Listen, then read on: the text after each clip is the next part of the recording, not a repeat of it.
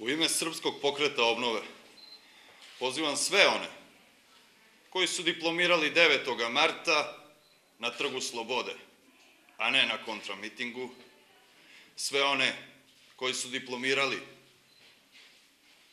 na tromesečnim demonstracijama, a ne na kontramitingu,